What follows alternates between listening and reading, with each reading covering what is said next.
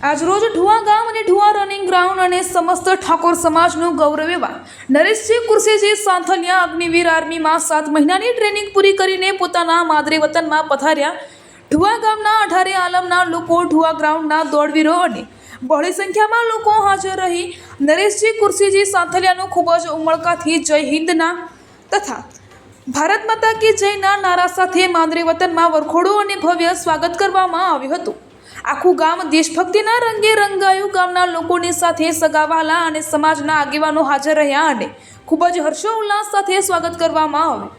આર્મીમાંથી નિવૃત્ત થઈ રસિકજીના આવ્યા બાદ ઠાકોર સમાજમાં શિક્ષણ ક્ષેત્રે ક્રાંતિ સર્જાઈ હોય તેવું જોવા મળી રહ્યું છે। એમના આવ્યા બાદ ઠાકોર સમાજમાં 74 જેટલા વિદ્યાર્થીઓએ વિવિધ પ્રકારની સરકારી કેડરમાં નિમણૂક મેળવી છે।